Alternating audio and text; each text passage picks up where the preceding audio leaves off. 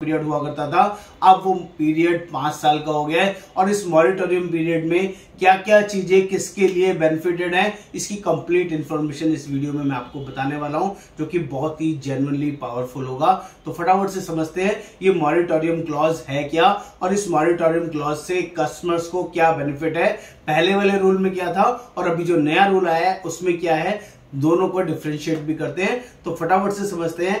जैसे ही किसी पर्सन ने हेल्थ इंश्योरेंस पॉलिसी लिया, तो पॉलिसी में अगर उसने पॉलिसी में कोई चीज हाइड करके लिए, नोइंगली और अननोइंगली,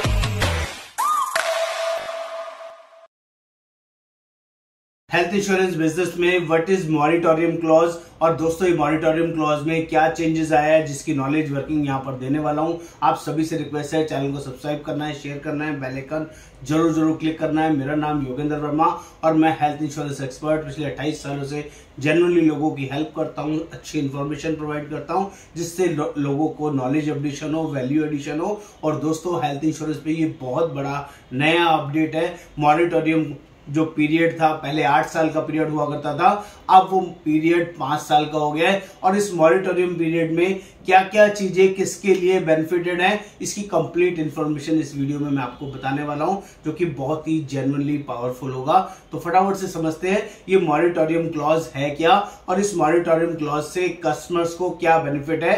पहले वाले रूल में क्या था और अभी जो नया रूल आया है उसमें क्या है, दोनों को डिफरेंशिएट भी करते हैं। तो फटाफट से समझते हैं। जैसे ही किसी पर्सन ने हेल्थ इंश्योरेंस पॉलिसी लिया, तो पॉलिसी में अगर उसने पॉलिसी में कोई चीज हाइड करके लिए, नोइंगली और अननोइंगली, मान लीजिए उसको बाय बर्थ कोई डिसीज है या उसको पहले से स्टंटिंग हो रखी है, बाईपास हो रखी है, कैंसर हो रखा है, कोई ऐसी परमानेंट एक्सक्लूजन वाली डिसीज है और उसने पॉलिसी बिना बताए लिया, तो जो पहले मॉरिटोरियम क्लॉज था इसमें कंडीशन थी कि अगर उनको पॉलिसी चलाते हुए 8 साल निकल जाते हैं और कंपनी को पता नहीं चलता है, किसी भी तरीके से कंपनी के पास विद इन 8 ईयर्स कोई इंफॉर्मेशन नहीं जाती है और 9th ईयर ऑनवर्ड्स उनको कोई भी क्लेम आएगा तो पास हो जाएगा, कंपनी को क्लेम देना पड़ेगा। ये IRDA गाइडलाइंस थी, जिसके बेसिस पे पहले 8 साल का रूल था। अब जो ये रूल 5 साल में कन्वर्ट हो गया है, यानी कि अब उसी कस्टमर को 5 साल अगर हो जाएंगे,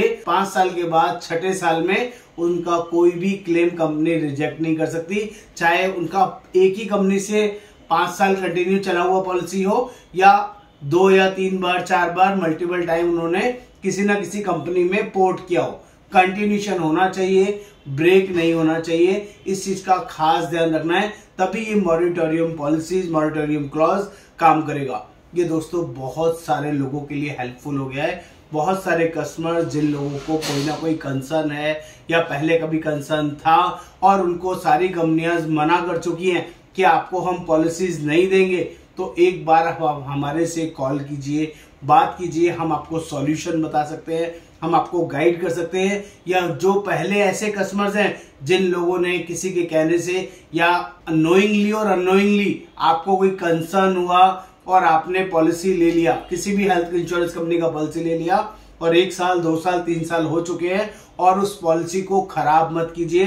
कंपनी को विद इन 5 ईयर्स इंफॉर्मेशन मत दीजिए कि आपको ये कंसर्न है, ये लाइलाज बीमारी है या कोई ऐसी आपका परमानेंट एक्सक्लूजन वाली डिसीज है, बाय बर्थ डिसीज है, कॉन्जेनाइटल डिसीज है।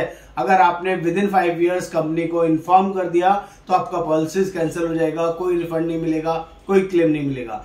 लेकिन अगर आपने 5 साल उस पॉलिसी को चला लिया तो आपकी पॉलिसी को कोई भी कंपनी मना नहीं कर पाएगी और आपको क्लेम मिलता रहेगा।